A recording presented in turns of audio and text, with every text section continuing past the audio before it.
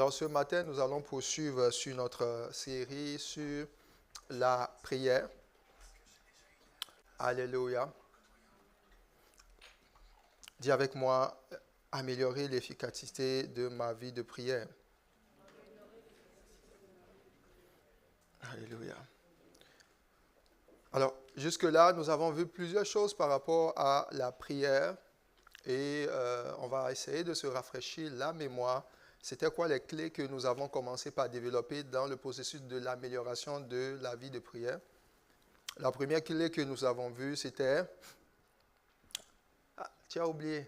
Oh là là là là. Regarde ton voisin, je fais lui un beau sourire. Dis voisin, ah, tu as oublié les points que nous avons vus. Amen, amen. Donc le premier point que nous avons vu dans le développement de l'efficacité de notre vie de prière, c'était de prier, la prière en esprit. Et ensuite, prier par l'esprit. Après cela, la prière en langue et l'interprétation. OK. Et prier au nom de Jésus. Et maintenant, nous sommes en train de parler, nous avons vu le 6e point, qui est le 5e point, aligner son cœur sur l'expression de la parole, de ce qui est dit. Nous avons dit beaucoup de choses par rapport à cela. Le 6e point, c'était prier selon les priorités de Dieu. Dis avec moi, je prie selon les priorités divines. Amen. Alors, ce passage où ce thème est tiré de Matthieu chapitre 6, où Jésus, en fait, tout le Matthieu 6 parle de la prière. Pas de n'importe quelle prière, la prière efficace. Et quand nous avons vu le passage, nous avons vu comment le Seigneur a fait la différence entre la prière des païens, la prière des chrétiens, la prière de ceux-là qui sont chrétiens mais qui prient mal. Dans Jacques, on a vu qu'il dit, vous ne recevez pas parce que vous ne demandez pas. Il dit, quand vous demandez mal, dans le but de satisfaire vos passions. Et nous avons vu ce que Jacques, l'apôtre Jacques, était en train de parler lorsqu'il parlait de prier mal. Prier mal, ce n'est pas toujours lié aux passions, aux convoitises, c'est aussi dans la manière de prier. Les disciples sont allés vers Jésus et lui ont dit, Seigneur, enseigne-nous à prier.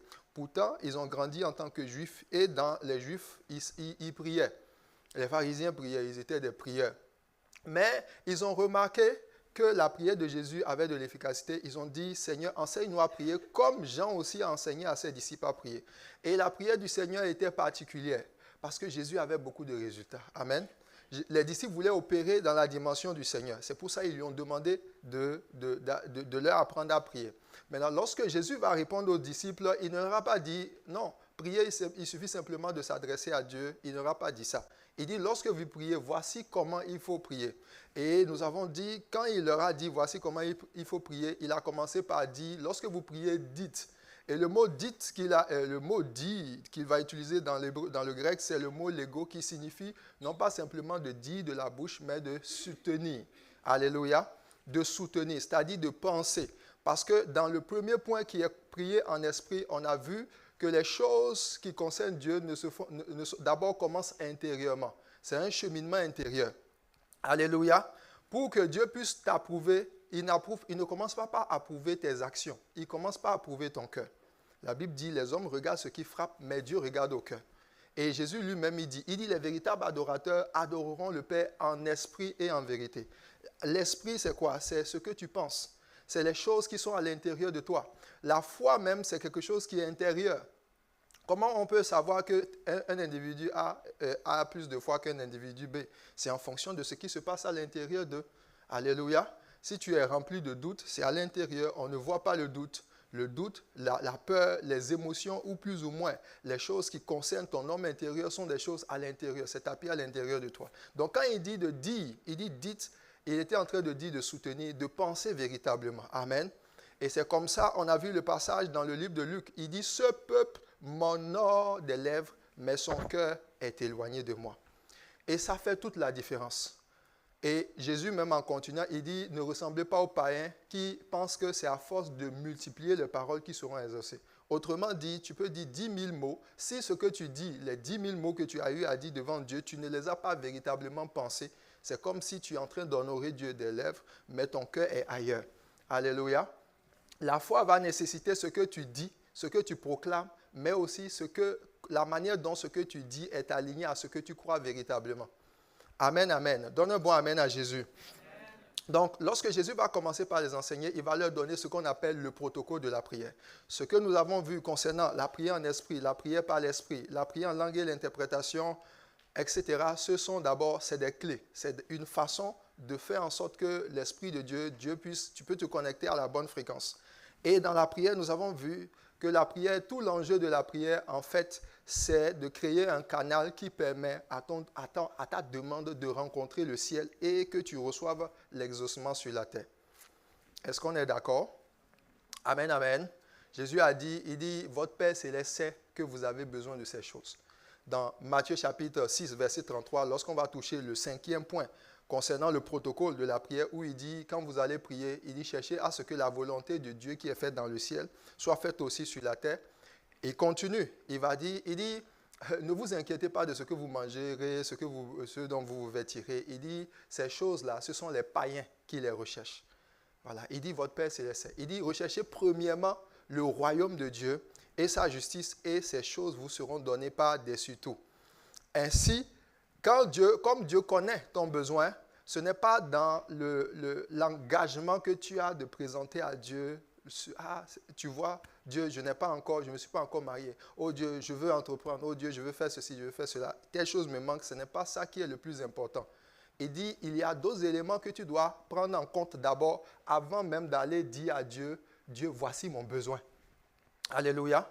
Donc, l'expression du besoin, ton véritable besoin, vient après plus ou moins certaines étapes. Est-ce que j'ai des banquiers ici? Alléluia, je reconnais quelques-uns dans l'assemblée. Amen. Voilà. Supposons que tu as dans ton compte en banque 10 000 $. Et puis tu arrives devant le banquier et puis tu viens. Voilà. Et tu vois le banquier, il est là. Tu dis, monsieur, je veux retirer 5 000 $ de mon compte. Est-ce que le banquier va aller à la caisse et puis faire sortir les 5 000 $? Et monsieur, allez-y seulement. C'est ce qu'il va faire? Non. Il va te dire, est-ce que je peux avoir votre carte? Amen, amen. Et puis on va regarder si sur la carte, ton nom est écrit dessus. Voilà. Si elle n'est pas inspirée, bon. En tout cas, amen, amen. Et puis il va checker un certain nombre de choses. Tout ça, c'est ce qu'on appelle le protocole. Donc, lorsqu'il s'agit d'avoir certaines choses, même si tu es dans c'est-à-dire, pour toi, c'est un droit légitime de recevoir. Si tu ne respectes pas le protocole, on peut te refuser la chose. Alléluia. Et c'est de ça qu'on parle lorsqu'on parle de la prière. La prière, c'est un canal. Et le point que nous allons traiter aujourd'hui, c'est ce point-là qui va nous amener à passer ce que j'appelle matérialiser le miracle. Dis avec moi, matérialiser le miracle. Amen, amen. Voilà. Dans la prière en elle-même, l'expression du besoin crée le canal entre le ciel et la terre. Les anges montent et descendent et viennent avec l'exaucement. Ce matin, pendant le message, j'étais en train de parler, j'ai dit quelque chose et puis il y avait un frère que ça le concernait bien même. Après, il est venu me voir. Et puis il me dit, ah pasteur, et j'ai dit, ah ok, d'accord. L'Esprit t'a parlé. Il dit, oui, l'Esprit m'a bien parlé même. Dieu va te parler ce matin. Alléluia. Donc le canal, il est là. La foi, par exemple, puisque la foi ne remplace pas la prière. La prière ne remplace pas la foi. Jésus dit ceci, il dit, c'est la prière. Tout ce que vous allez demander avec foi, par la prière, vous allez le recevoir. Autrement dit, quand tu veux recevoir quelque chose de Dieu, n'importe quoi, changement de situation, délivrance d'un proche, guérison, miracle, promotion, rencontrer la personne qu'il te faut pour que tu te maries, tout ça, c'est bien. Il dit, tu dois prier. Ensuite, il dit par la foi. Qu'est-ce que la foi fait exactement dans le processus pour recevoir ton miracle? L'une des choses que la foi fait, c'est en fait, la foi accélère le miracle dans ta vie. Alléluia. C'est comme une autoroute et puis on doit envoyer le livreur. Quand tu as la foi, c'est comme il a du gaz. Voilà, la voiture est bien rechargée. Maintenant, quand il n'y a pas la foi dedans, voilà, à la limite, peut-être il ne prend pas l'auto et puis il marche à pied. Il doit aller à Montréal. La foi accélère ton exaucement. Alléluia. La prière crée simplement le canal. La foi fait descendre l'exaucement. Dans la prière également, il y a des choses où dans la parole de Dieu, il y a des choses qui facilitent l'intervention de Dieu ou l'arrivée de Dieu du miracle dans ta vie. Et ça, nous allons le traiter lorsque nous allons arriver sur le point du pardon des offenses. Alléluia. Est-ce que quelqu'un est avec moi? Alors pourquoi je dis que le pardon des offenses est cet élément-là qui va faciliter la réception de ton colis? Parce que la Bible dit dans le livre de Hébreux, il dit « Veillez à ce que nul ne se prive de la grâce, qu'aucune racine d'amertume n'infecte plusieurs. » Alléluia. Produisant des rejetons, n'en infecte plusieurs. Il dit « Nul ne se prive de la grâce. » Une des choses dans les Écritures qui fait que certaines personnes sont privées de la grâce, c'est quoi la grâce? La grâce, c'est simplement la provision qui est rendue disponible, non pas parce que tu as fait quelque chose, mais parce que quelqu'un a fait quelque chose pour toi. Alléluia. Si je viens, par exemple, je vois Agathe, et je dis, Agathe, je te donne... Agathe, qu'est-ce que tu veux? Alléluia. Ah, tu veux $1000? Ça peut sortir même. Hein? Katalabaya. Amen, amen. Est-ce que tu as mon ouvrage là de briser les jougs? Oh, bon. Alléluia. Mais si je dis, je te donne mon ouvrage ou je te donne $1000, c'est simplement par grâce. La grâce, c'est des choses que tu prends seulement. Ceux qui ne vivent pas avec la grâce, ils vivent dans ce qu'on... Il y a toujours deux régimes. Il y a le régime de la grâce où les choses arrivent à toi sans que tu n'aies fait quelque chose en particulier. Et il y a le régime du mérite. Le régime du mérite, c'est celui-là dans lequel on opère lorsqu'on va travailler. Par exemple, tu te lèves, tu vas dans ton lieu de travail à 8 heures et tu rentres à la maison à 16 heures. Et ton chèque de paye que tu reçois, c'est dans un système de mérite. Tu as travaillé et puis on te le donne. Mais avec Dieu, ce n'est pas ça. Jésus ne nous a pas amené un système de mérite. Il nous a mis dans un système de grâce. Autrement dit, les choses que tu reçois de Dieu, ce n'est pas parce que tu as bien fait. Tu as reçu seulement le salut là. Est-ce que tu as fait quelque chose? Non. Jésus est allé à la croix, il est mort pour toi. Tout ce que tu fais, tu le reçois. Amen. Tu reçois simplement. Donc, la grâce opère comme ça. Et les choses qui sont au ciel, on les reçoit par grâce. Amen. Donc, puisque tu n'as pas payé pour le recevoir, Dieu lui-même, il dit, la même façon que moi, je t'ai pardonné quand tu ne le méritais pas. Et je te donne les choses parce que tu n'as pas fait quelque chose en particulier. Et dit, toi aussi, pour que tu puisses opérer dans la grâce, tu dois aussi pardonner. Et il y a plusieurs écritures comme ça qui nous montrent que la manière dont la grâce opère peut être littéralement bloquée par le manque de pardon. Alléluia. Quand on dit quelqu'un a beaucoup de grâce, ça veut dire que ce qu'il fait, ça fonctionne facilement. Voilà, tu as de la grâce, tu le fais, ça coulisse très bien. La grâce opère un peu comme l'onction. Voilà, quand tu n'as pas l'onction dans un domaine, tu utilises beaucoup d'efforts. C'est comme un poisson dans l'eau.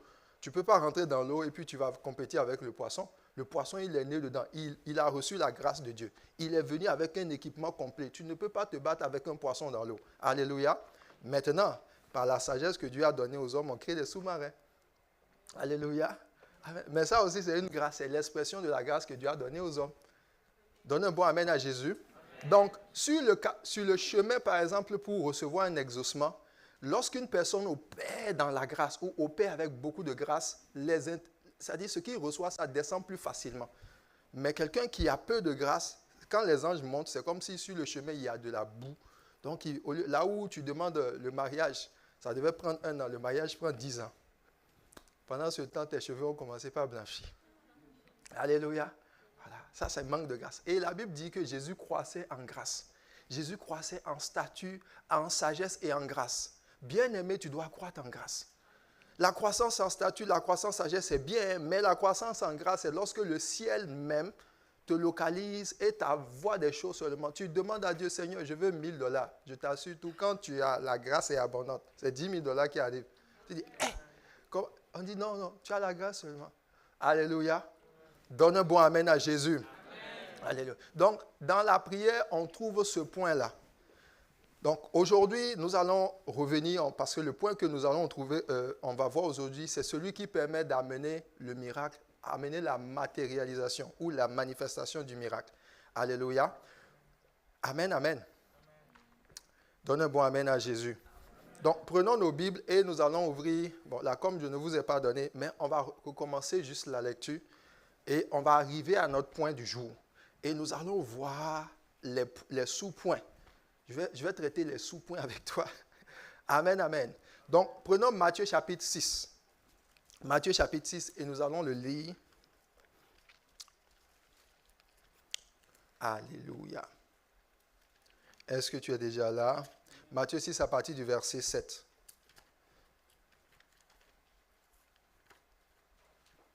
Ok. Bon, on commence à partir du verset 9 pour aller plus vite.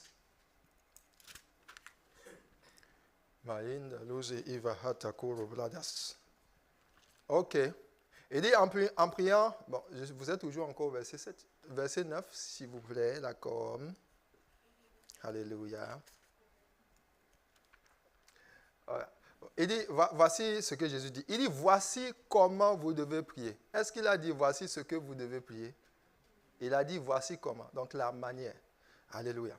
Donc, il ne s'agissait pas, en fait, de réciter cette prière. Parce que Jésus lui-même, vous n'allez le voir nulle part ailleurs réciter cela. Les apôtres, même dans leur prière, vous n'allez pas voir ce que nous allons voir. Mais on va apprendre que c'est le code, c'est le protocole, c'est la façon dont on prie pour avoir véritablement du succès au ciel. Il dit, voici donc comment vous devez prier. Il dit, notre Père qui est aux cieux. Alléluia. Il dit que ton nom soit sanctifié. OK. On a vu cela. Notre Père qui est où? Au ciel. Que ton nom soit sanctifié. OK. Que ton règne vienne. On a traité ce point-là. Que ton règne vienne. Que ta volonté qui est faite au ciel, voilà, qui est faite sur... Que ta volonté soit faite sur la terre comme elle est faite au ciel. On a vu jusqu'à ce niveau-là. Amen, amen. Et pour montrer en plus que ce que Jésus était en train de dire, en fait, la plupart du temps, quand tu as eu des exaucements, tu as suivi ce protocole-là. Tu as prié comme ça. Alléluia. Les fois où tu as eu un témoignage et tu sais que Dieu t'a exaucé, tu as utilisé le protocole-là. Voilà. La femme, par exemple, qui avait la paix de sang, la Bible dit qu'avant même d'arriver toucher Jésus, elle se disait en elle-même. Qu'est-ce qu'elle se disait en elle-même? Elle disait, si seulement je pouvais toucher le pan de sa robe, je serais guérie. Mais la femme, la Bible dit qu'elle avait la paix de sang pendant plus de combien? 12 ans. Pendant 12 ans. Pendant 12 ans. Et la Bible nous précise qu'elle a utilisé tout son trésor, tous ses biens, et elle a donné ça aux médecins. Ça veut dire qu'elle a testé la médecine du monde, les compétences du monde, et cela ne lui a pas donné gain de cause. Elle a vu la limitation. Mais pour être capable, après avoir vu tous les chirurgiens ou les médecins généralistes, les spécialistes de tout le Canada, et qu'on t'a dit que ce n'était pas possible parce que c'est comme si la maladie était devenue incurable. Mais elle est allée vers Jésus et elle n'a pas cherché d'abord à prendre un rendez-vous. Elle n'est pas allée voir le protocole, dit est-ce que je peux voir Jésus pour une heure? Pierre dit non, ce n'est pas possible. Elle dit, 2 heures de temps. Elle dit non, elle n'a pas fait ça. La Bible dit que déjà, et quand elle est allée voir Jésus, elle n'a même pas vu Jésus. Amen. Elle n'a pas demandé à Jésus, est-ce que tu es capable de traiter ma paix de sang là? Non. Elle avait déjà mis Jésus au-dessus des médecins. Dans son propre cœur, en allant, elle allait comme ça et elle disait déjà, Dieu est au-dessus. Et il est au-dessus de tout. Cette maladie-là ne dépasse pas les capacités de mon Dieu. Alléluia. Oui. Et quand elle a fait ce cheminement-là, arrivé, la Bible dit qu'elle a touché le pan de la robe de Jésus. Probablement qu'elle a fait aussi le Notre Père, parce que le Dieu, mon papa, alléluia, Jésus lui-même parlant de la femme qui était liée dans le temple, il dit que cette femme-là qui est fille d'Abraham et que Satan a liée pendant plusieurs années, ne fallait-il pas que je la délivre le jour de sabbat? Donc, elle a eu certainement la révélation que ce Jésus-là était venu pour lui faire du bien. Amen, amen. Il dit, mon papa, chez le papa, on trouve la solution, on trouve ce dont on a besoin. Elle n'a pas simplement dit que Dieu était son père, que Dieu veut de bonnes choses pour elle. Et elle a dit, Dieu est au-dessus de ma maladie. Elle a sanctifié le nom de Jésus. Que ton nom soit sanctifié. C'est là que tu mets Dieu au-dessus de tout. La maladie que tu rencontres, est-ce que tu sais que si on vient te donner, on dit, tu dis, j'ai les migraines. Beaucoup de gens prient avec foi pour les migraines. Ou bien, qui ici, quand tu as commencé par avoir des migraines, tu as commencé par prier pour que les migraines partent? Mais il y a des maladies, quand on te parle de ces maladies-là, déjà toi-même tu avales la salive. Parce que tu n'as pas mis Dieu au-dessus de cette maladie. Alléluia. Et c'est justement ce qui a fait la différence. Elle a cru dans son cœur qu'en allant, Jésus était capable de traiter cette condition-là. Et quand elle a touché le pan de la robe de Jésus, elle n'a pas attendu un miracle de 2 mois ou le miracle de type Marthe, où il vient et dit, « Ah, Seigneur, mon frère Lazare, il va ressusciter au jour de la résurrection. » Jésus dit quoi? Ne t'ai-je pas dit que si tu crois, tu verras la gloire de Dieu? Je suis le même, je suis celui qui est la vie. Et dit, si ta foi arrive à un niveau où tu me mets dans le présent, je suis la résurrection et la vie. Si tu crois, tu verras la gloire de Dieu. Et Jésus a fait le miracle. Mais elle croyait en Jésus, mais elle n'avait pas la foi nécessaire pour recevoir le miracle. Elle n'a pas mis Jésus au-dessus. Et c'est comme ça, beaucoup de situations, nous les mettons à la limite au niveau de Dieu. Ça dit, tu prends la maladie, tu mets comme si Dieu peut compétir avec la maladie. Et Jésus dit, lorsque tu pries, quand tu dis ton papa, il faut que tu le vois au ciel, au-dessus de ce qui te combat, au-dessus de ce qui te fatigue. Alléluia. Et c'est la seule façon de voir Dieu intervenir dans ta vie pour détruire tout ce qui peut être opposition des plus élevés. Il faut que tu le vois. Dis avec moi, je dois voir Dieu au-dessus des situations. Amen. On continue la lecture. Maintenant, le point que nous voyons, c'est le verset 10 ou le verset 11. Donne-nous aujourd'hui notre pain quotidien. Alléluia. Dis avec moi, donne-moi aujourd'hui mon pain quotidien. Donc, c'est à ce niveau-là qu'on exprime le besoin. C'est à ce niveau-là que tu dis. Peut-être ton pain quotidien, c'est un travail. Ton pain quotidien, c'est « Seigneur, je veux le mariage. Mon pain quotidien, je veux la promotion. Mon pain quotidien, je veux commencer une entreprise. Mon pain quotidien, c'est la délivrance de ma famille. Mon pain quotidien, c'est... » C'est quoi ton pain quotidien? Alléluia. Mon pain quotidien, c'est que ma vie change. Il dit, c'est à ce niveau-là qu'on dit à Dieu notre pain quotidien. Amen. Et la notion du pain quotidien est réelle. Alléluia. Dans Matthieu 6,33, un peu plus loin, lorsqu'il dit, ne vous inquiétez pas de ce que vous mangerez, de ce que vous boirez, etc., de ce dont vous vous vêtirez. Il dit, recherchez premièrement le royaume et la justice de Dieu. Est-ce qu'il a dit rechercher exclusivement? Non. Il dit rechercher premièrement. Donc, ça veut dire que c'est une question de priorité. Donc, il ne faut pas changer l'ordre des choses. Voilà. Tu dis, oh non, oh Dieu, ce que moi je veux, c'est ta volonté. Dieu dit, d'accord, il n'y a pas de problème. Ma volonté a fini de s'accomplir. Toi-même, que veux-tu? Est-ce que tu es dans la joie? Tu dis, non, Seigneur, tout ce que je veux, je peux être dans un et demi pendant 10 ans, tant que tu es content. Dieu dit, je ne suis pas content de ton affaire. Alléluia. Oui, à la limite, c'est comme si on est pieux. Ce n'est pas de la piété, c'est de l'incrédulité. Oui, parce que tu ne fais pas le Notre Père. Voilà, tu ne vois pas Dieu comme ton papa d'abord et tu ne vois pas ce qu'il a. Amen, amen. Donc, quand il finit de dire recherchez premièrement, il va continuer et dit et toutes ces choses vous seront données. C'est quoi ces choses? Il dit la maison dont tu t'inquiètes, elle te sera donnée. Le travail que tu recherches, Dieu va te le donner. Regarde ton voisin, regarde-le et dis voisin, est-ce que tu crois que Dieu te donne même les choses même? Ou bien toi, tu te bats tellement dans la vie. Tu veux du travail et puis tu vas sur le marché du travail. Travail. Voilà. Tu as vu comment tu souffres même dans ton travail là. Quand tu rentres à la maison, tu es fatigué même. Même les enfants, ils n'ont plus leur papa. Parce que, voilà. Alléluia. Parce que ce travail là, ce n'est pas le ciel qui t'a donné ça, c'est la terre, c'est sur la terre. Quand Dieu te donne, la Bible dit la bénédiction de Dieu n'est suivie d'aucun chagrin. Amen. Alléluia. Oui, après ce culte-là, tu dois te fâcher même. Tu dis, ya, mon travail, je ne l'ai pas eu du ciel, je l'ai eu sur la terre. Il faut que j'aille voir mon papa qui est au ciel. Oui. Et quand Dieu te donne, il y a un temps, moi, j'avais un travail. Le travail n'était pas compliqué. Hein, mais moi, je savais que ce travail-là, ce n'était pas bien quand même. Amen. Jusqu'à ce que je me suis fâché. J'ai dit, tu es capable même de dire à Dieu, Seigneur, moi, la manière dont on me fatigue dimanche, et puis je viens une fois sur 4, tu vois, non, tu es dedans. Tu viens une fois sur 4 dimanches, une seule fois tu viens à l'église. Et c'est bien ça. C'est pas bon. Amen.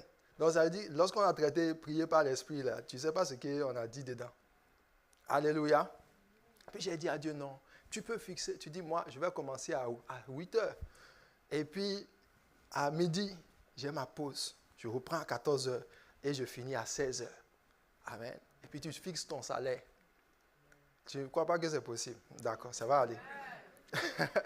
Qui reçoit le réma là? Alléluia.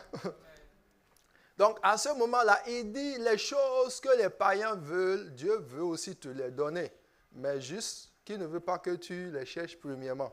Donc, il y a une période de ta vie où Dieu rentre dans l'affaire. Il dit, ma fille, traitons maintenant de tes véritables besoins. Alléluia. Il dit, mon fils, je suis venu pour répondre à tes besoins. Et à ce moment-là, c'est là que Jésus pose souvent la question aux gens. Il dit, que veux-tu que je fasse pour toi? Que veux-tu que je fasse? Il ne faut pas faire des prières de type Salomon. Ce que je veux, c'est la sagesse. C'est bien. Demande la sagesse. Mais si tu veux jet privé, demande aussi. Amen. Je risque de fâcher un religieux ici. Reçois un jet privé. Amen. Tu dis, ah non, parce que j'en ai besoin. Regarde comment tu attends longtemps. Quand tu fais escale, même là, tu es fatigué à l'escale. Alléluia. Le jet privé arrive dans la vie de quelqu'un ici. Amen. Voilà. Donc, il dit, que veux-tu que je fasse pour toi? Et c'est là que Dieu te donne le pain quotidien. Alors, le pain quotidien, on le voit aussi dans l'histoire de la femme syro-phénicienne qui est venue voir Jésus. Et puis, elle dit, Jésus, Seigneur, vraiment, j'ai ma fille qui est tourmentée par le démon. Et Jésus dit, non, il n'est pas bon de prendre le pain des enfants pour le donner aux petits chiens. La femme, elle a la foi, elle dit, ah, mais les petits chiens mangent à la table des enfants, ce qui tombe, les miettes qui tombent. Et puis Jésus dit, femme, ta foi est grande, etc. Qu'il te soit fait selon ta foi. Puis elle est partie, elle a reçu les miettes qui ont traité les problèmes de santé de sa fille. Mais Jésus a, regardez la réponse que Jésus a donnée. Jésus a dit, il n'est pas bon de prendre le pain des enfants. Ça veut dire qu'au ciel, là, il y a quelque chose qui est considéré comme étant ton pain. Amen, amen. Le problème est que quand tu n'arrives pas dans ta prière à recevoir, à saisir le pain existe, mais tu ne le prends pas. Voilà, il y a des pains comme ça, il y a beaucoup d'entre vous comme ça, les pains sont amassés comme ça et puis empilés. On dit, oh, les pains ont toujours été là, mais elle n'est jamais venue. Voilà, la distribution a été faite, mais il était toujours abonné absent. Reçois ton pain quotidien dans le nom de Jésus. Amen. Et cette femme-là qui a touché le pan de la robe de Jésus, elle a été guérie. La Bible dit qu'il y avait beaucoup de personnes qui étaient malades, mais aucun d'eux n'a été guéri. Est-ce que c'était la volonté de Jésus que ce ne soit que cette femme? Non. Seulement qu'elle a suivi le protocole qu'il fallait pour arriver au niveau du pain. Amen. Dis avec moi, je dois recevoir mon pain quotidien. Amen. Donne un bon amen à Jésus. Amen. Alors, nous allons parler de la manifestation ou de la matérialisation. Il faut bien l'écrire. Écris-le. Dis avec moi la matérialisation. La manifestation de mon pain quotidien. Amen. Alors, lorsque je vais prendre juste le cas de quelqu'un qui prie pour avoir une maison. Avoir une maison. Ton pain quotidien. Tu dis, Seigneur, je suis fatigué des 3,5. Moi, je veux une maison. Ça, c'est ton pain quotidien. Et tu sais que tu veux utiliser le protocole de la prière pour avoir ta maison. Alléluia. La Bible dit, Dieu est esprit. Dieu est esprit.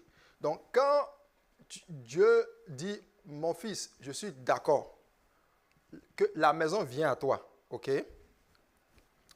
La maison quitte en esprit. Oh, toi, tu ne cherches pas maison en esprit. Tu cherches maison physique, n'est-ce pas? Si ton pain quotidien, c'est le mariage, tu ne veux pas une femme en esprit. Tu veux une femme dans la chair.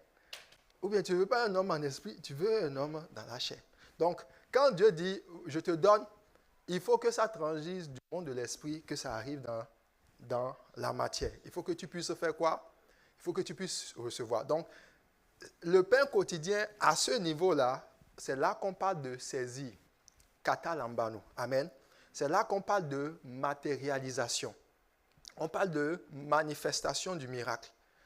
Il y a des moments comme ça, quand c'est le temps de prier, on prie, on déclare, etc. Telle personne dit, ah, je reçois. Quand tu as reçu là, c'est spirituel d'abord, mais ça doit venir dans ton quotidien. Alléluia. Donne un bon amen à Jésus. Amen. Donc, à ce moment, va rentrer maintenant ce qu'on appelle la création. Dans le livre de Hébreux, chapitre 11, à partir du verset 3, il dit, ceux qui ont la foi, il dit, ce n'est pas la foi que nous reconnaissons que les choses visibles, physiques, n'ont pas été faites par quoi? Par des choses physiques, visibles. Il dit, les choses visibles ont été faites par des choses immatérielles, invisibles. Alléluia. Donne un bon amen à Jésus.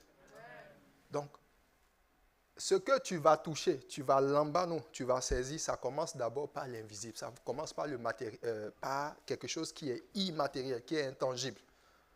C'est pour ça que beaucoup de gens, quand tu n'as pas l'Esprit de Dieu, c'est difficile pour toi de comprendre certains miracles. C'est difficile pour toi, par exemple, si on dit, ah, on a prié, telle personne avait telle maladie naturellement, ou bien que les médecins ne pouvaient pas guérir, on dit la personne a été guérie. Les gens sont scandalisés. Dernièrement, j'ai vu des témoignages comme ça sur les réseaux sociaux. On a dit un enfant, ou bien c'est à Kodesh. Il y a un témoignage où l'enfant est né avec le syndrome SS, c'est-à-dire voilà, drépanocytose ou bien anémie falciforme, avec SS. Et puis, après la prière, ils sont allés à l'hôpital, ils ont fait les tests, et puis c'était devenu AA. Amen, amen. Ça, là, la science ne peut pas l'expliquer. Et jusqu'à des chrétiens qui disent être chrétiens ont du mal à croire que ces choses sont possibles. Mais pour que cela puisse se manifester dans ta vie, il faut que tu crois que Dieu est capable de le faire. Alléluia. Sinon, Dieu le fait. Dieu fait des choses extraordinaires. Il faut qu'on ait la foi. Alléluia. Donc, cette matérialisation, cette manifestation-là doit prendre place. Et dans le livre de Jean, chapitre 1, à partir du verset 1, la Bible dit qu'au commencement était quoi? La parole. Et la parole était avec Dieu. La parole était Dieu. Et il dit quoi? On continue. Elle était au commencement avec Dieu. Lis bien. Toute chose, dis avec moi toute chose. La maison a été faite par elle. Le mari a été fait par elle. Le travail, la promotion est faite par la parole bien-aimée. Toute chose, rien. La Bible dit absolument rien. Donc, quand tu dis à Dieu, je veux quelque chose là, il te dit, ton besoin là, moi je vais l'envoyer par la parole. Il dit, toutes choses ont été faites par elle. Et rien de ce qui a été fait n'a été fait sans la parole. Alors, au niveau du pain quotidien, tu dois, pour que ça passe du spirituel au matériel, il faut que tu dises, il faut que tu proclames. Et c'est dans la proclamation que se trouve la réception. Alléluia. Et nous allons prendre Romains chapitre 10. Romains chapitre 10, verset 9. Je vous ai donné ça dans les diapos. Alléluia. Lisons. Il dit, si tu confesses de ta bouche que Jésus est Seigneur, et si tu crois dans ton cœur que Dieu l'a ressuscité des morts, tu seras comment? Sauvé. Amen. On continue. Car c'est en croyant du cœur que l'on parvient à la justice, et c'est en confessant de la bouche que l'on parvient au salut. Alors, croire dans ton cœur, c'est nécessaire pour que tu puisses être justifié. Ça veut dire que tu crois que Dieu te donne le travail, il te donne la promotion, il te fait avancer dans telle dimension ou dans telle chose, dans tel exploit. Dieu dit, oui, tu as cru que je suis capable de le faire. Ok, on est d'accord, tu es justifié. Mais il dit, pour que tu puisses rentrer dans le salut, c'est-à-dire dans la manifestation, il faut que tu fasses quoi? Que tu confesses. Il dit, car c'est en croyant du cœur qu'on parvient à la justice et c'est en confessant de la bouche qu'on parvient au salut. Alors, la particularité avec la confession, c'est que la confession rentre dans la dimension de ce qu'on appelle les instructions. Les instructions, les directives. Pour ceux qui font les 21 nuits de prière que nous sommes en train de faire, je suis en train de vous parler de quoi? Du camp de Dieu, n'est-ce pas? Mahanaïm. Et à Mahanaïm, qu'est-ce qu'on a vu? On a vu qu'il y avait le camp des anges. Dans la dimension de Bethel, les anges montent et descendent dans le sens qu'ils partent avec tes sujets et puis ils descendent avec l'exaucement. Mais dans la dimension de Mahanaïm, les anges sont là. Et dans cette dimension-là, les anges reçoivent ce qu'on appelle des ordres. Des ordres, oui. Il faut que tu dises. Quand tu dis ceci, voilà, les anges disent, OK, allons-y, on bouge. Quand il va comme ça, et puis il parle aux oreilles d'une personne. Et puis il dit, ah, vraiment, la sœur Agathe, j'ai pensé à toi hier, puis je vais te bénir même. Amen. Voilà. Et puis, on dirait que Agathe aujourd'hui, elle est le... Alléluia. Voilà. Donc, Dieu peut parler aux gens. C'est comme ça pour exaucer beaucoup de demandes. Dieu vient et il incline le cœur. La Bible dit qu'il incline le cœur des rois comme il veut. Tu peux arriver dans un environnement et tous les cœurs sont inclinés en ta faveur. Parce que Dieu a envoyé son ange et puis il a parlé, il a disposé les choses. Amen, amen. Qu'il en soit ainsi dans ta vie dans le nom de Jésus. Donc, ici, il faut déclarer, il faut dire, il faut proclamer. Et tu dois dire, la parole doit sortir de ta bouche. Allons dans le livre de Philippiens chapitre 4, qui traite aussi du pain quotidien ou du besoin, de ton besoin. Philippiens 4, à partir du verset 6, que normalement tout le monde devrait connaître, qu'on connaît. Il dit, ne vous inquiétez, mais en toutes choses, par des prières, des supplications, avec des actions de grâce. Alléluia. Alors, Dieu lui-même dit qu'il connaît tout ce dont nous avons besoin. Mais pourquoi est-ce que, pour qu'il nous le donne, il dit que nous devons le faire connaître? Voilà. C'est cette partie-là où Dieu a besoin que tu t'exprimes. Il faut que tu dises, Jésus dit, que veux-tu que je fasse pour toi? Ça doit sortir de ta bouche. Amen. Pour que Dieu prenne ça. Alors, je n'aurai pas le temps de toucher ça, parce que ça, je ne sais pas si je l'avais touché dans la partie de prier au nom de Jésus. Parce que vous devez savoir que tout ce que tu dis ou les choses, les transactions spirituelles sont sujettes à des réclamations. Apocalypse, dans le livre Apocalypse chapitre 12 que nous connaissons, la Bible dit il a été précipité l'accusateur de nos frères. Qui les accusait nuit et jour? Ça veut dire qu'il y a des choses, par exemple, quand tu dis, pour que ça puisse venir à toi, ou quand Dieu dit je vais envoyer telle chose, il peut y avoir une accusation. Il peut y avoir une réclamation. On va dire telle personne, la manière dont il vit dans le péché, la façon dont il n'a pas foi en toi, il ne croit pas en toi, ou quelque chose, il ne faut pas que ça arrive à lui.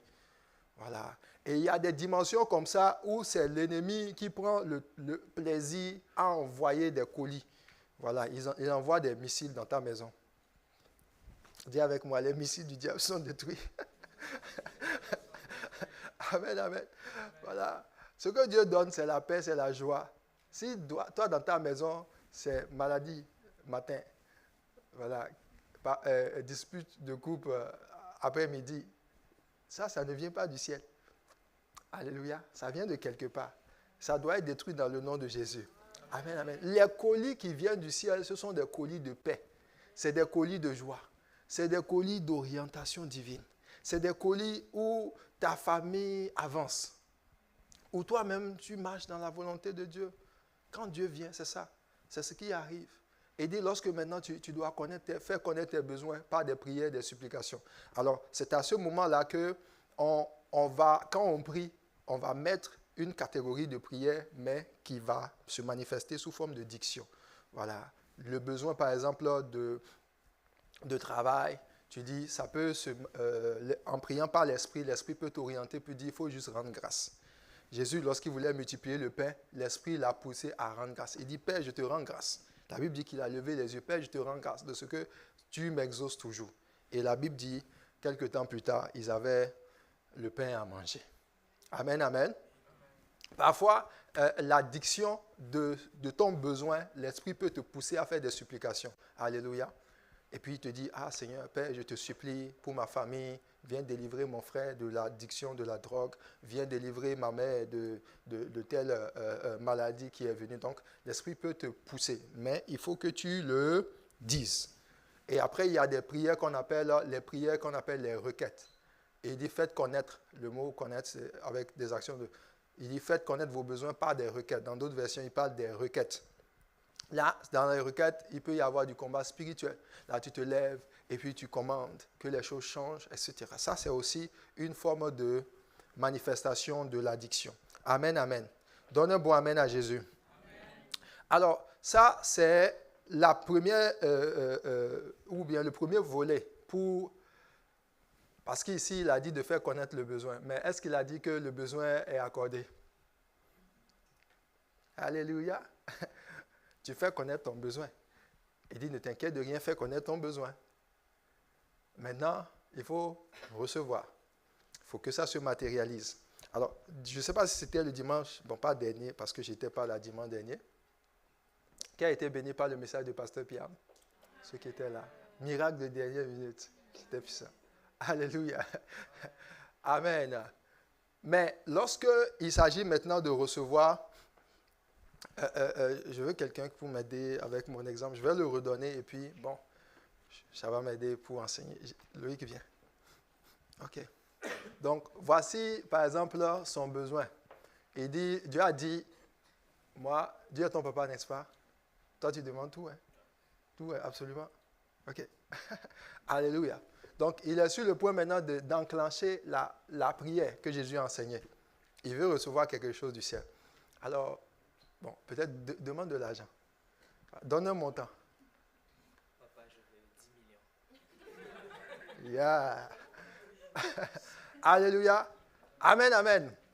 Donc, voici le frère Loïc qui engage le processus de la prière. Et il veut prier efficacement. Il a fait le Notre Père. Il a dit, je ne suis pas un enfant du dehors, je suis un enfant de dedans. Tu es mon papa. Et puis, j'ai donné ma vie à Jésus. Tu vois que Dieu est, voilà, il est élevé. Tu as sanctifié le nom de Jésus. Et tu vois que les 10 millions là, ce n'est pas pour gazer. C'est pour l'œuvre de Dieu. Il veut utiliser ça pour que les âmes soient sauvées. Il veut aider sa famille. Il veut faire beaucoup de bonnes choses avec. Ça, il a cherché premièrement le royaume.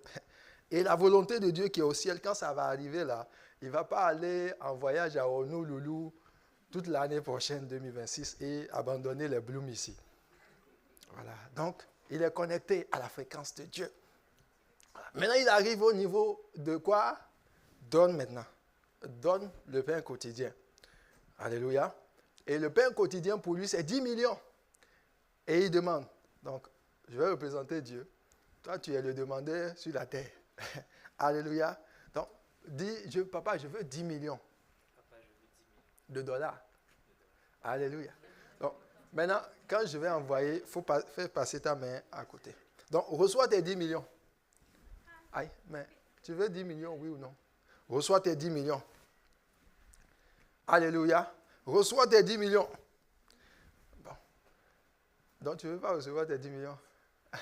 Amen. Donc, ce qui se passe ici, dans son cas, il a demandé, il a exprimé le besoin, ce qu'il veut, mais il échoue à saisir l'exaucement. Alléluia. Et nous allons voir un peu, c'est comment parce que c'est une question de fréquence. C'est une question de fréquence. Donc là, maintenant, tu vas saisir. Si je fais ça, reçois les 10 millions. Maintenant, voilà, il a 10 millions dans son compte en banque. Est-ce qu'on peut acclamer le Seigneur pour le Loïc? Alléluia. Amen, amen. Tu peux te rasseoir. Alors, la particularité là où se trouve la question de la réception, redonnez-moi Philippiens chapitre 4, verset 6. Philippiens chapitre 4, verset 6. Il dit, ne vous inquiétez de rien, mais en toute chose, faites connaître quoi? Vos besoins à Dieu. Alors, son besoin ici, c'est 10 millions. Dieu n'a pas dit, faites-moi connaître la façon dont ou comment vous allez recevoir votre besoin. Il n'a pas dit de chercher à savoir comment les 10 millions vont arriver. Donc, il se peut qu'il dise à Dieu, oh Dieu, je veux 10 millions. Donc, quand il finit la prière comme ça, il commence à dire, mais comment 10 millions même peuvent venir? Ici à Chicoutimi, oh là là là. Déjà, c'est compliqué même d'avoir 5 000 $. Et puis maintenant, qui m'a demandé même de demander 10 millions? Voilà. Donc là, maintenant, il commence par chercher la façon, le moyen par lequel 10 millions peuvent arriver à lui. Ça, c'est mal prié. Voilà. Il peut commencer, certaines personnes, souvent, quand ils passent par des problèmes financiers, et puis ils veulent que le ciel descende. Quand tu as fini de demander les 10 millions, là, tu commences par dire, je pense que j'ai tel oncle qui est bien positionné, je vais l'appeler, je lui lâche un coup de fil. Et puis maintenant, tu appelles, l'oncle te dit non, je n'ai rien. Voilà. Ou tu l'appelles, tu commences par dire, oncle, vraiment, j'ai pensé à toi, sois béni, oncle. Et puis tu commences par baratiner l'oncle. Mais Dieu n'a pas choisi de passer par ton oncle. Alléluia. Amen, amen. Donc, au niveau du besoin, ce qui fait en sorte que tu reçois ou que tu saisisses, c'est ta capacité à attendre et à recevoir ça de la façon dont Dieu a choisi de te le donner. Alléluia. Alors, est-ce que tu sais, par exemple, que tu n'as pas encore de maison? Bon, tu as des maisons où tu dors. Qu'est-ce qui t'empêche, par exemple, de demander à Dieu une maison? Si tu regardes très bien, c'est parce que tu regardes comment est-ce que la maison va arriver à toi. Tu regardes ta paye. Tu regardes, elle dit non, c'est pas raisonnable. Alléluia. Oui, c'est pas raisonnable. Oui, c'est la raison là. Dieu ne connaît pas ça. Dieu connaît, lui, sa puissance. Amen, amen. Donc, quand tu vas devant la présence de Dieu et tu veux demander quelque chose, tu ne dois pas regarder à toi ce que tu es capable de faire, tes moyens. Dieu n'a pas dit de chercher à exprimer le comment est-ce que la chose arrivera. Parce que chaque fois que tu vas aller dans la présence de Dieu et tu vas demander quelque chose en regardant le moyen, il est fort probable que ta foi même ne décolle pas. Alléluia. Et même sur le point de vue de la maison, qu'est-ce qui t'empêche de demander? Si, je dis toujours, si ton papa, c'était un riche selon le monde, que ce soit Bill Gates, est-ce que pour toi, tu vas attendre d'abord de finir les études avant d'avoir la maison? Non. Amen, amen. Voilà. Dernièrement, j'ai eu le témoignage d'un homme de Dieu qui, il devait voyager. Mais son ministère était arrivé quand même à un niveau avancé, etc. Il était à temps plein dans le ministère. Mais lorsqu'il voulait voyager, il a commandé le billet d'avion. Et le billet d'avion, il a pris ça en classe éco. Voilà. Parce qu'il a regardé la caisse de l'église. Il dit non, l'église n'est pas capable de me prendre un billet en classe à faire. Donc, il paye le billet en classe éco. Voilà. Et puis, pendant qu'il était sur le point de voyager, il y a un de ses amis qui l'appelle. Et il lui dit, frère, comment ça va? Il dit, oui. Tu vas où? Il dit, je vais au Canada. Il dit, ok, d'accord. Est-ce que je peux te poser une question? Ne te fâche pas, hein? Il dit, oui, il n'y a pas de problème. Il dit, ton billet là, tu l'as acheté en quelle classe? C'est pour que... Il dit, mais éco, bien sûr. Il dit, bon, je vais te dire quelque chose. Ce billet, ou pour le travail que tu fais pour Dieu, si Dieu devait t'offrir un billet, il ne t'aurait pas offert le billet en classe éco, tu serais en business class. Et puis ça l'a choqué.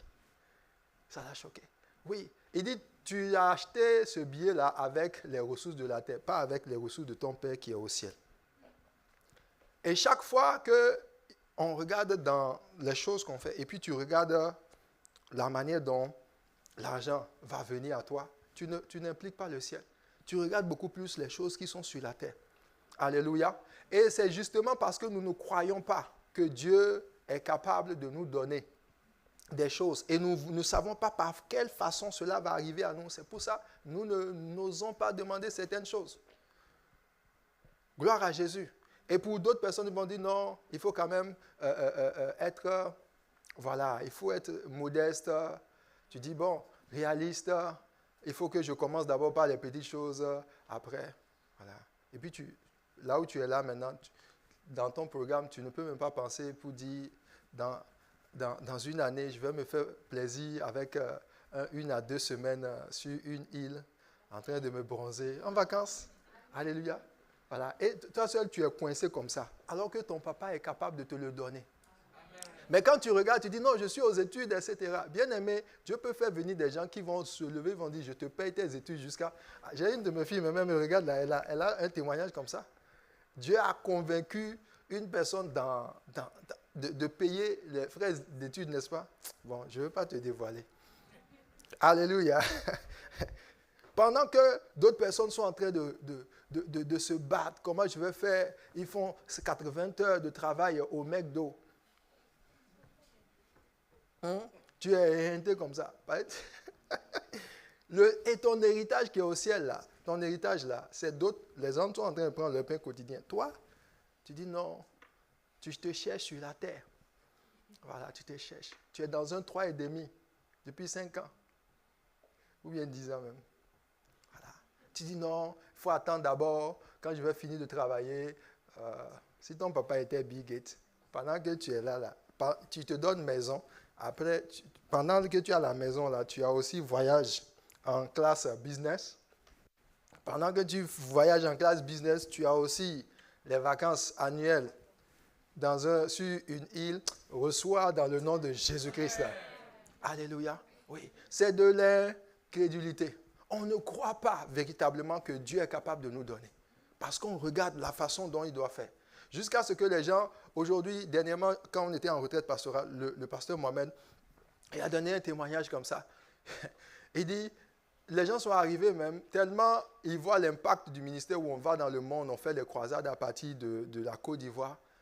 Même un serviteur de Dieu est venu le voir et dit, vraiment, moi je suis allé j'ai essayé de faire croisade. Et j'ai dépensé, je pense qu'il a dépensé environ 100 millions. Et puis pour lui, il dit, non, moi je ne vais plus faire de croisade. Tellement ça a pompé, ça a chauffé sur lui. Et il dit, et maintenant, il demande au pasteur Mohamed, tu dépenses combien pour les croisades? Le pasteur dit qu'il n'a même pas osé lui répondre. Parce que s'il lui disait combien il dépense, il dit, ça va le scandaliser. Déjà, il dépense 100 millions. Et puis pour lui, c'est déjà un problème. Il y a des croisades qu'on fait, on est en milliards. Oui. La croisade qu'on est allé comment dirais-je, même pas au Sénégal, une au Sud-Soudan. Cette croisade-là, parce que c'est un système compliqué là-bas. Là-bas, les gens, ça dit, même pour faire transiter l'argent, etc., les choses étaient chères. Parce que le pays est en guerre. Donc, chaque fois que tu rencontres des gens, ils te surtaxent seulement. Et ils utilisent le dollar. Alléluia. Et les choses étaient compliquées. Donc, c'est des croisades qui ont coûté énormément. Mais pour être capable de pouvoir recevoir tant de ressources pour accomplir ces choses-là, bien aimé, si c'était de regarder la caisse de l'Église, l'Église ne veut pas. Mais c'est le surnaturel. Alléluia. Pendant qu'il parle à son papa, l'argent arrive en temps réel. Amen, amen. Voilà. Tu ne dois pas être complexé. Et la façon dont tu dois faire pour absolument éviter de tomber dans ce piège-là, c'est ne te gêne pas. Dieu dit, demande ce que tu veux. Ne cherche pas, voilà, comment je vais faire. Et pour te montrer ce dont je suis en train de parler par un autre exemple biblique, qui connaît le paralytique qui était à Bethesda, la piscine de Siloé. La Bible dit qu'il était là. Et pendant combien de temps? 38 ans. Je ne sais pas si là, comme vous pouvez m'aider avec ce passage, je ne sais pas si je vous l'ai donné. Ça doit être dans Luc, chapitre 4. C'est là-dedans, regardez, dans les diapos. Oh, my goodness. Bon, tu peux prendre ta Bible. On va le lire.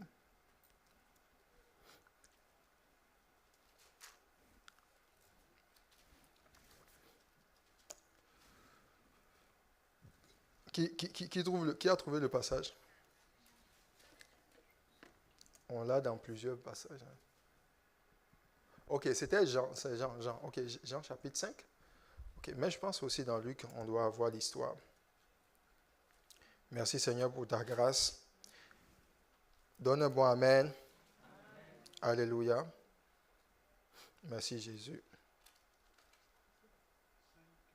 Ok, Jean chapitre 5 à partir du verset 5. La Bible dit, là se trouvait un homme malade depuis 38 ans.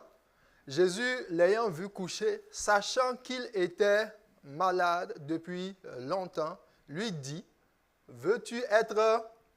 Ça, c'est la question. Est-ce que tu veux être guéri? Mais regardez la réponse du paralytique. Il dit ceci. Continuez. Il dit, et le malade répondit, Seigneur, je n'ai personne pour me jeter dans la piscine. Ah, non, un instant. Est-ce que c'est ce qu'on t'a demandé? Voilà. On dit, veux-tu une maison? Oh Seigneur, le travail que j'ai là, je n'ai pas la mise de fonds. On a demandé, est-ce que tu veux une maison? Toi-même, tu te fatigues. Voilà. Veux-tu voyager? Veux-tu envoyer ton enfant à Harvard? Veux-tu... Qu'est-ce que tu veux? Alléluia. Il dit, veux-tu être guéri? Il dit, non, Seigneur, je n'ai personne pour me jeter dans la piscine quand l'eau est agitée. Et pendant que j'y vais, une autre personne descend avant moi. Lève-toi, lui dit Jésus, prends ton lit et marche. Alléluia. Donc, l'histoire de ce paralytique, c'est ce qui arrive à beaucoup d'entre nous. Lorsque c'est le moment de demander des choses à Dieu, on y va, mais on est bloqué par la mauvaise façon dont nous présentons nos besoins. On veut présenter à Dieu, on demande la chose, et puis nous-mêmes, on commence par chercher mentalement comment est-ce que Dieu va arriver pour donner. Donc, dans le cas de la réception, quand tu envoies ta main de l'autre côté, c'est lorsque tu commences par chercher le moyen par lequel la chose va venir. Alléluia, le moyen. Donc, il est fort probable que lorsque tu commences par raisonner dans ta mentalité pour savoir comment Dieu va procéder, tu loupes le chemin. La bénédiction arrive et puis tu ne la saisis pas. Parce que soit tu n'as pas cru que ça puisse arriver, ou bien tu cherches ça ailleurs. Et cette personne-là était là depuis 38 ans. Donc vous imaginez, il y a des gens qui viennent et puis il reconnaît quelqu'un. Il dit, ah toi, ton visage me dit quelque chose. Il dit, oui, mon papa venait ici. Moi, il était malade. Et puis moi-même, je suis tombé malade de la même maladie. Donc le papa a été guéri, il est parti. Maintenant le fils est venu, le fils aussi, il rentre dans l'eau et puis il sort. Il dit, ok, c'est bon. Donc, il est resté là pendant longtemps à observer les gens rentrer et recevoir leurs miracles. Et lui, il est là, il est le doyen de la piscine. Voilà, le doyen de la piscine. Et quand Jésus arrive, Jésus dit, est-ce que tu veux être guéri? Et commence maintenant par dire ses incapacités. Et il y a beaucoup de chrétiens, même dans l'œuvre de Dieu, beaucoup de gens qui ont du mal avec cela.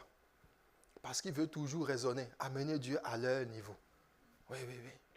Voilà. Et si tu es avec des gens qui eux toujours cherchent à raisonner la façon, il y a des choses que tu vas dire, que toi tu veux recevoir, les gens même vont te trouver comme fou. Oui. Si tu n'as pas maîtrisé ça, bien aimé, il y a des gens, dans la manière dont ils demandent, Dieu les surprend. Parce que Dieu passe par n'importe quelle chose. Un homme comme Abraham, par exemple, la Bible dit que quand Dieu est venu visiter Abraham, il s'appelait Abraham.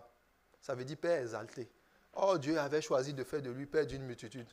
Mais Dieu n'a pas attendu que Abraham ait la multitude des enfants. Dieu a changé son nom. Et son nom signifiait Père de beaucoup d'enfants.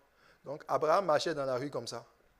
Et puis, ce n'est pas aujourd'hui, on dit, tu t'appelles comment Gaspard. On ne sait pas ce que Gaspard signifie. Voilà. Non. En son temps, Abraham, c'était l'hébreu, c'est la langue qu'on parle. Ça dit, tu marches. Et on dit, Père d'une multitude, Père d'une multitude. Il n'avait pas d'enfant. Voilà. Il dit, je suis le père d'une multitude, mais pas d'enfants. Et pourtant, c'est le chemin que Dieu avait pris. Et s'il venait dire, oh, moi, vous savez, je suis père d'une multitude, les gens vont dire, oh, toi, ta femme est stérile, tu n'as même pas d'enfant, et puis c'est toi qui te joues ici, tu penses que tu as la foi, quoi. C'est nous qui n'avons pas la foi. Mais le gars, Dieu, il opérait dans la dimension de Dieu. Il ne regardait pas. Il a failli faire l'erreur en cherchant la façon dont Dieu allait passer. Et Dieu arrive, il dit, non. Je suis le Dieu tout suffisant. Je me suffis à moi-même. Si je te dis, je te donne une parole, ne cherche pas à m'aider. Ça serait mal fait. Tu vas louper la bénédiction. Et il arrive, il dit, je te ferai de toi. Et sa femme, qui était âgée en âge, mais parce qu'il a attendu l'exaucement de Dieu, Dieu est rentré dans le sein d'Abraham. Il a redonné la vigueur. Il est rentré dans le sein de Sarah. Sarah est devenue comme une jeune dame. Elle avait 80 ans et la Bible dit que Amalek a convoité Sarah. Bien aimé, grand-maman. 80 ans. Et puis la Bible dit qu'elle est allée quelque part. Et puis elle était, voilà. Et puis Amalek dit, waouh, quelle belle femme. Grand-maman de quelqu'un. Toi, tu regardes, et puis ce n'est pas les jeunes filles dans la cité que tu as vues. C'est une femme de 80 ans. Parce que lorsque Dieu voulait accomplir, son corps a commencé par ressentir les effets de la jeunesse. Amen. Dieu est rentré dans le sein de Sarah. Et puis il a commencé, puis elle était devenue fraîche. Bon. Amen. Et puis voilà. Et puis elle a accouché, elle a eu Isaac, et le fils de la promesse. Mais c'était parce que Abraham a attendu un Dieu puissant. Alléluia. Donc je suis venu te dire, bien-aimé, toi qui te gênes, et qui ne demande pas véritablement les choses, il faut quitter ce domaine-là. Parce que si tu ne demandes pas à Dieu, à des moments donnés, tu veux devenir même très jaloux. Oui. Tu vas voir quelqu'un comme ça, peut-être qui n'a pas eu une vie de piété comme toi. Il n'a pas... Voilà, tu dis, oh, la sœur, là, elle n'est même pas sérieuse. Elle ne vient pas à l'église. Chaque fois, c'est nous qui bougeons les chaises ici. Et puis, c'est elle qui se marie. Elle a demandé, elle a reçu son père quotidien. Alléluia. Quand elle a demandé, elle dit, mon papa est capable. Mais toi, quand tu demandes mariage, regarde, Tu regardes les frères de l'église, tu dis, ah, ce frère-là, il est marié. Tu regardes les alliances. Ça, c'est un candidat éliminé. Voilà. Et puis tu dis, oh, les frères, tu ne vois pas. Voilà. Et chaque fois que tu viens, tu regardes les frères qui ne sont pas mariés dans l'église. Tu as envie de voir le chemin par lequel. Et c'est là maintenant, il y a des gens même qui quittent les églises parce qu'ils pensent que c'est en allant dans une autre église. Bien aimé, tu vas aller là-bas, tu vas chercher, tu ne vas pas trouver. Ouais. Parce que tu cherches le comment. Or, dans ça, Dieu n'est pas dedans. Dieu n'est pas dedans. Là où peut-être aujourd'hui, tu ne vois peut-être pas le frère comme tu penses, ou bien la personne, Dieu va te montrer dans la suite des temps. Quand tu es calme, il va faire en sorte que tu vas te connecter. Alléluia. À la bonne personne. Et beaucoup de gens comme ça se trompent et vont saisir des choses qui ne sont pas de Dieu parce qu'ils sont incrédules et puis ils veulent aider Dieu. Alléluia. Donne un mot amen à la parole de Dieu. Amen. À qui la parole fait du bien ce matin. Amen. Donc je veux ce matin vraiment t'encourager à demander à Dieu. Ne te gêne pas. Dis avec moi, Dieu est mon papa. Je lui demande ce que je veux. Alléluia. Voilà. Maintenant, je veux répondre à la question de ceux qui se posent la question, est-ce qu'on peut tout demander à Dieu? Parce qu'il a dit de demander, non? Donc je peux lui demander tout. Mais au moins demande tout. S'il veut te corriger, il va te corriger. Il va te dire, non, ça là, c'est pas bon. Voilà. Par exemple, on a le cas de la maman des filles de Sceva qui est venue, pas des filles de Sceva, les filles de Zébédée, qui a demandé à Jésus, il dit, Seigneur, quand tu reviendras dans ton règne, je veux que mes deux fils, l'un soit assis à ta droite, l'autre soit assis à ta gauche. Elle a demandé. Mais est-ce que vous savez que ça a indigné les apôtres? La Bible dit que les autres étaient offensés, offusqués de ce que il a osé, elle a demandé ça. C'est comme si elle était en train de leur faire un coup d'état. Elle dit, ah, comment ça? Nous, on est là. Depuis, c'est nous qui aidons Jésus ici. Et toi, tu viens te squatter le ministère de l'Intérieur et puis le Sénat. Parce que, là, il dit, l'un à ta droite, l'autre à ta gauche. Le ministère de l'Intérieur, là, et puis le Sénat. Voilà. Peut-être l'économie même. En tout cas, deux postes stratégiques. Et puis, ils étaient fâchés contre Jacques et Jean. Et puis, Jésus a répondu. Il leur a dit, est-ce que vous pouvez boire la coupe que je vais boire? Ils ont dit, oui, nous pouvons. Il dit, ok, d'accord, c'est vrai que vous allez pouvoir boire de ma coupe. Et il y a une signification à ça. Et il dit, mais en ce qui concerne celui qui va être assis à ma droite et à ma gauche, c'est le Père seul qui le connaît. Il dit, le Fils ne sait pas, mais c'est le Père. Au moins, quand ils ont demandé, on sait, c'est par leur demande que nous avons su que ce qui concerne d'être assis à la droite et à la gauche de Jésus, là, c'est le Père. Mais s'il n'avait pas demandé, nous tous, là où on est là, on ne sait pas comment tu peux t'asseoir à côté de Jésus. Voilà. Jésus n'a pas refusé, il n'a pas dit, oh, vous là, vous demandez n'importe quoi seulement. Non, ils ont eu l'assurance. Donc, le manque d'assurance dans ta vie, de demander n'importe quoi, ça peut être causé par un manque de foi, tu ne vois pas Dieu capable. Deuxième chose, ça peut être causé par de la gêne. Et troisième chose, ça peut être causé parce que tu combats, tu utilises beaucoup ton intelligence pour pouvoir recevoir les choses de Dieu. Oh, Dieu, il est capable de tout. Amen, amen. Il est capable d'amener un corbeau pour te nourrir. Voilà, souvent même quand on lit ce passage-là, on pense que c'est des trucs bibliques. Mais est-ce que vous avez déjà vu un oiseau qui vient devant ton truc là et puis il t'amène du pain, il t'amène de la viande? Mais la Bible dit que Élie a été nourri par un corbeau. C'est à la limite étrange. Mais pour Dieu, ce n'est pas impossible. Alléluia. Donne un bon amen à Jésus. Alors, pour finir, il y a d'autres points, mais je ne veux pas finir aujourd'hui sans te donner ce dernier point. Par rapport au pain quotidien. Alléluia. Dis avec moi, la réception du pain quotidien est également liée à ce qu'on appelle la peine quotidienne. Alléluia. Alors, donnez-moi Matthieu chapitre 6 et le dernier verset de Matthieu 6. Matthieu chapitre 6.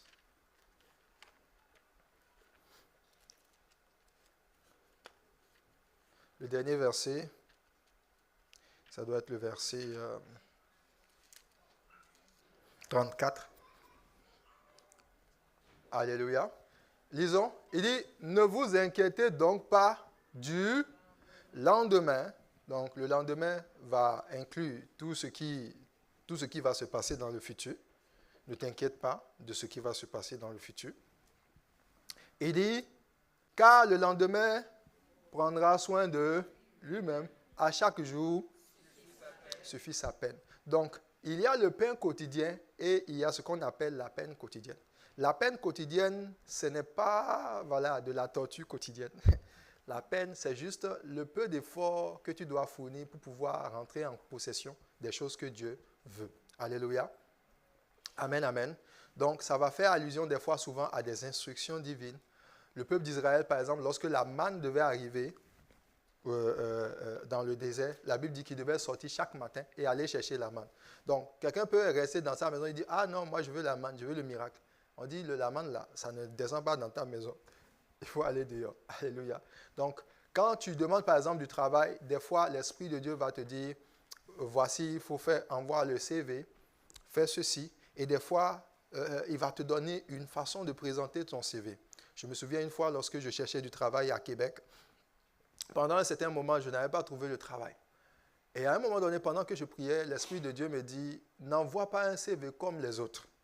Voilà. Les CV que les gens envoient souvent, on dit CV modèle Québec. Alléluia. Et puis, tu as les subdivisions, etc. Et puis, ça a une présentation particulière. Donc, on utilise souvent le gras, en tout cas l'encre noire, etc. Et l'Esprit de Dieu me dit, il faut le faire comme un graphiste. Fais-le comme un graphiste. Donc, qu'est-ce que j'ai fait? J'ai pris le CV. En ce moment, c'était le début de Canva. Qui connaît le logiciel Canva? C'était le début. Et puis, je suis allé dedans, j'ai vu les modèles, j'ai pris. Et puis, j'ai fait ça comme si c'était un graphiste professionnel. En tout cas, le CV, moi, j'étais d'accord. Je vous assure, j'ai envoyé ça. Là où pendant des mois, je n'ai pas eu de travail, on m'a appelé. J'ai eu au moins 4 à 5 entrevues d'embauche, juste à cause d'une instruction. Voilà. Des fois, Dieu même va te dire, enlève tel truc-là. Il y a des gens, par exemple, toi, tu as fait doctorat, tu as fait 4, 5 maîtrises, et tu mets tout sur le CV. Tu vas lire. Alléluia. Il va te dire, non, enlève ça. Donc, même tes déplacements, donc, il y a des choses que tu dois faire. C'est ça qu'on appelle la peine quotidienne. Et il y a beaucoup de projets, par exemple, quand tu dis à Dieu, oh Dieu, je veux 10 millions. Voilà. Recevoir 10 millions, pour Dieu, la peine quotidienne, ça peut être déjà de commencer par te montrer comment gérer 10 000 $. Les 10 millions arrivent et il va te dire, regarde comment tu gères 10 millions. Si tu as 10 millions, qu'est-ce que tu vas faire? Et puis, il va te donner un certain nombre de choses. Et puis quand tu le fais, ça sert ta peine quotidienne. Et l'autre chose aussi par rapport à la peine quotidienne, c'est lié au délai d'exaucement. Le délai d'exaucement, puisqu'il est dans les mains du Père. La Bible dit que aussi longtemps que l'héritier demeure un enfant, il ne diffère en rien d'un esclave, quoi qu'il soit le maître de tout. Mais pendant un temps, on le met sous des tuteurs, des administrateurs, jusqu'au temps fixé par le Père. Donc si vous avez un enfant de 5 ans ou 7 ans qui vient et dit « Maman, je veux Lamborghini », pas de jouer, vrai Lamborghini. Est-ce que c'est un problème? Non. Il a fait sa demande. Voilà. Mais et le parent lui-même sait qu'avant qu'il n'ait la Lamborghini qu'il veut, ou bien la voiture réelle, il faut qu'il ait une peine quotidienne. Sa peine quotidienne, c'est de manger chaque matin le petit déjeuner. Alléluia. Voilà, de manger les brocolis. Ce que tu n'aimes pas manger là. Maman va te donner ça. Tu manges ça bien même. Parce que c'est que au bout d'un certain nombre de temps, lorsque tu vas grandir, la Lamborghini viendra à toi. Amen, amen. Voilà. Et Jésus a toutes les Lamborghini du monde. Reçois ta Lamborghini dans le nom de Jésus. Donc, la peine quotidienne parle de ça. Donc, le temps quotidien, il dit, il y a aussi le passage qui dit, une bénédiction acquise avant le temps ne sera pas bénie quand viendra la fin. Donc, il y a des fois certaines choses que tu demandes, quand tu les reçois trop tôt, tu peux les perdre. Tu peux les détruire. Donc, il y a une dimension des fois de maturité. Donc, la peine quotidienne, l'Esprit de Dieu va t'amener un pas à la fois. Il te fait poser une chose. Il y a des projets, il veut te rendre millionnaire, il veut te faire truc là. Mais il va te dire, commence par gérer un peu la comptabilité. OK? Commence telle chose, commence telle autre chose. Donc, ce n'est pas tous les miracles qui viennent du ciel qui tombent comme ça. Il y en a, il les fait venir, parce que dans Matthieu 6, il dit, donne-nous aujourd'hui notre pain quotidien. Ça veut dire que quand il a fini de te donner le pain quotidien d'aujourd'hui, il te donne ça encore demain. Donc ça vient souvent en morceaux, comme un puzzle des fois, qui vient pour pouvoir en fait te donner le miracle général. Alléluia. Donne un bon amen à Jésus. Et la particularité de la peine quotidienne, surtout, c'est lorsque tu demandes des choses qui sont des choses de ta vie. Des choses qui, ce n'est pas juste donne-moi de l'argent. OK? Par exemple, dans une église, je suppose, je dis, Seigneur, oh Dieu, fais ton œuvre ici à Chicoutimi, fais ton œuvre. Quand je dis ça, je reçois l'église du ciel. OK? Dieu dit, je t'envoie et fais mon œuvre. Mais pour que l'église puisse se faire, il faut des chantes. Alléluia. Il faut une comptabilité. Il faut des serviteurs. Donc, lorsque Dieu exauce ma prière, il exauce et il donne aussi des gens à l'intérieur. C'est la même chose, par exemple, quand tu veux créer une entreprise. Quand tu dis, Seigneur, je veux créer une entreprise, Dieu ne va pas simplement que t'envoyer une entreprise. L'entreprise ne descend pas du ciel. Bon, non. Il va te donner, premièrement, le pain quotidien, ça peut être l'idée. Deuxièmement, il te donne la sagesse de la gestion comptable. Troisièmement, il peut faire en sorte que tu puisses tomber sur un frère ou quelqu'un qui va bien gérer tes finances. Alléluia. Voilà. Peut-être pendant que tu es là, tu es dans l'attente. Une fois dans les activités de la tribu, tu vois un frère qui dit « Ah, moi, je suis comptable dans telle structure, mais mon objectif, c'est vraiment de pouvoir travailler dans une structure où je pourrais... » Voilà. Et puis, tu vois que le frère, il est bien. Après ça, tu rencontres une autre sœur qui, vraiment, la façon dont elle parle, elle sait accueillir les gens, elle est patiente, etc. Et tu peux voir dans cette personne-là une bonne personne qui sera responsable commercial. Alléluia.